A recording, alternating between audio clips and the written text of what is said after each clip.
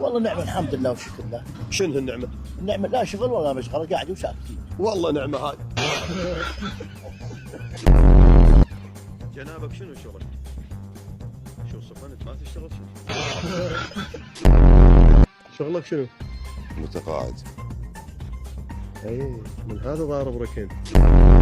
اريد كاميرا الله تصورنا، ما اريد ما حد يجيب اسمي، يقول لا حد فما نقول اسمه. هاي ودالك 2.5 ونريد دعائك لهذا الرجل. ان شاء الله ان شاء الله. ان شاء الله شنو ان شاء الله يموت؟ بالخاصة عقبنا بكسر قرارات عقبنا 4 سنوات والهروب. بالبداية حكمك اعدام. ليش ما بدون ليش ما عدموك؟ شنو شغلك؟ والله قاعد. عاش ايدك. والله شغله محترم. وأنا والدي متوفين، حالتي ضعيفة حيل، حالتي ضعيفة والله. لا شنو والدك ووالدتك هم اكيد متوفين يعني. اي والله. انت بهذا العمر تريد والدك ووالدتك يشتغلون ويعيشونك يعني.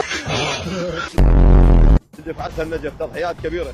الله يحفظك. اليوم شرفنا كنت تعيشون ويانا. مشكور انت. اي والله. الله يحفظك ويسلمك. وسهلا بيك. وين تعزمنا بالمغيسي؟ اذا احبه المشاهدين الكرام. اي طبعا اعمى، ما دام بالعراق لازم اعمى.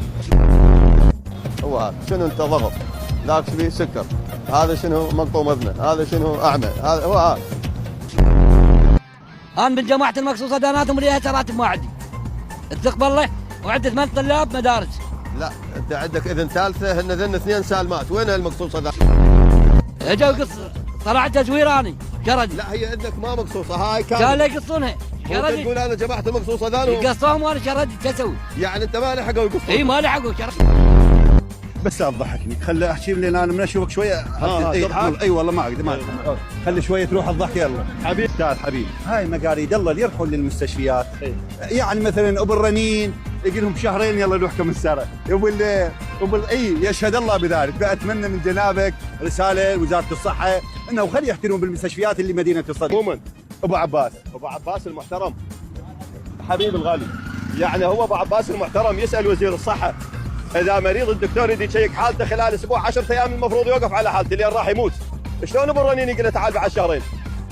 يعني غير تفهمنا ياخذ رنين بالفتحه الخامسه؟ لا.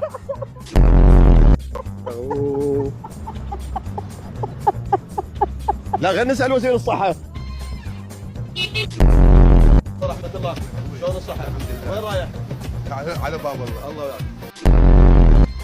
يعني احنا صح اصحاب مصالح، احنا اصحاب مصالح، يعني احنا نشتغل بالمعمل بيدنا. نعم. مو احنا قاطه وهذا. هم اكاديمي. انا هم اكاديمي وهم عندي خبره. نعم. وكنا مشغلين عمال فاتحين، والحمد لله والشكر عمالنا ليش يذكرونا بالخير. ابو خالد هي الحلقه كلها 30 دقيقه وانت صار لك ساعه تسولف علينا. اي والله هذا لا هو الغسل والتنظيف شيء جيد. اي والله لا يغسل. بس احنا تركيا سادة علينا المي وباقي الوشاله بدجله وانت تخلصون هناك.